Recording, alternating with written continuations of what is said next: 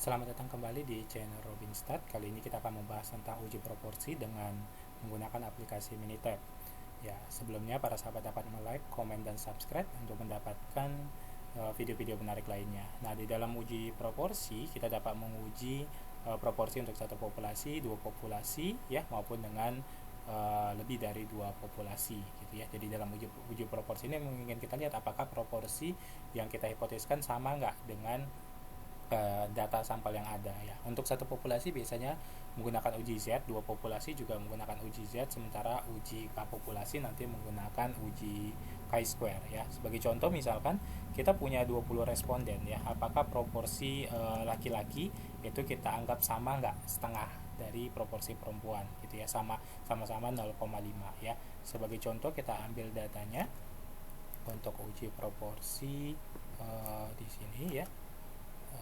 Oke, datanya kita ambil.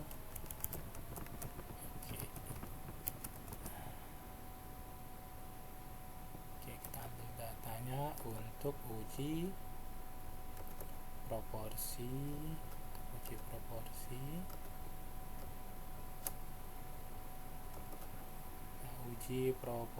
Data uji proporsi kita ambil.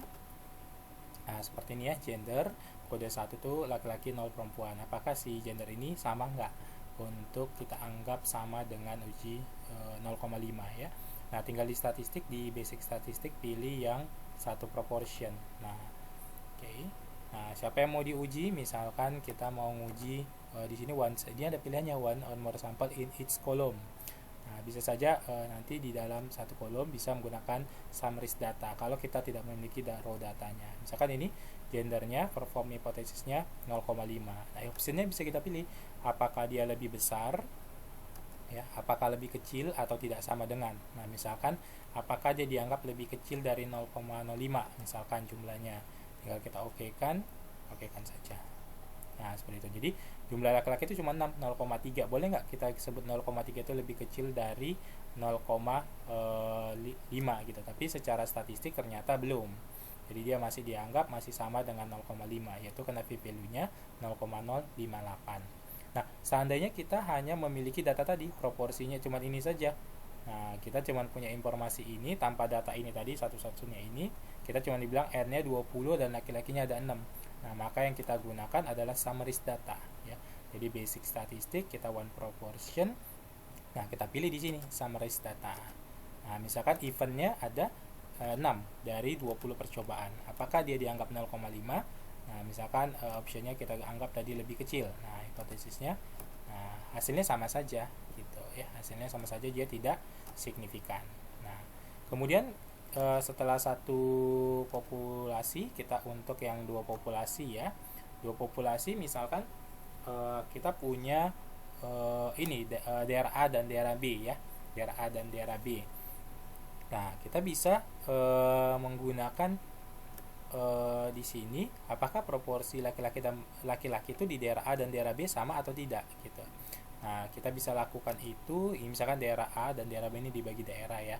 Nah, tinggal statistik ya. Kemudian kita pilih yang tadi basic ya. Kemudian to proportion ya.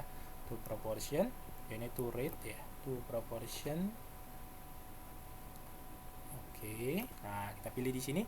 Nah, kita pilih yang nanti adalah ini each column. Kalau mau pakai yang berarti kalau buat sampel ini yang kita pilih, sampelnya ada di misalkan di gender 1 ya, sampelnya di sini. Kemudian sampel ID-nya itu ada daerah. Nah, jadi di daerah A dan daerah B gitu ya. Optionnya misalkan apakah berbeda atau tidak. Nah, oke. Nah, kalau kita lihat di sini, si daerah perempuan itu ada 12, laki-laki itu ada 8 ya di daerah per daerahnya. Apakah boleh kita katakan sama atau tidak? Nah, ternyata di sini boleh kita anggap dia sama gitu ya.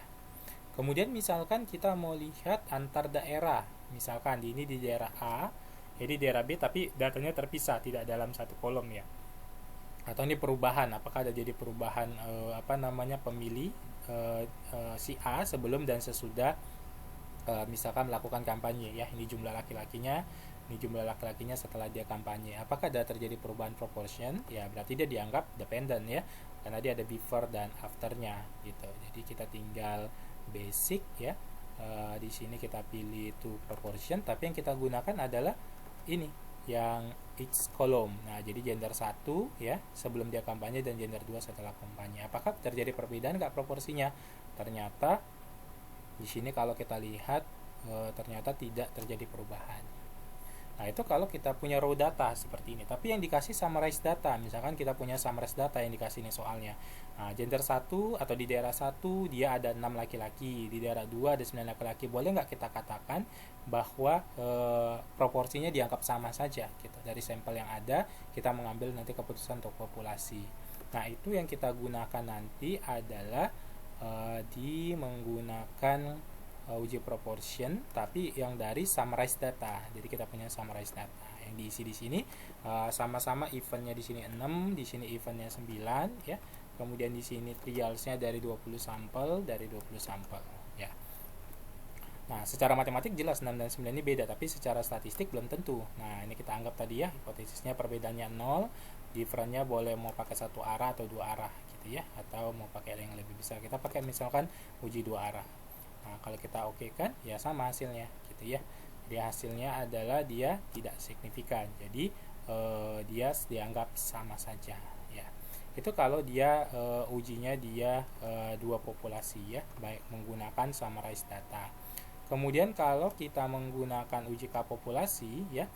Nah, misalkan sekarang berdasarkan pendidikannya, apakah proporsinya itu sama untuk misalkan 20 ini pendidikannya sama nggak? Misalkan ada SD berapa orang, SMP berapa orang, ya, atau PT berapa orang.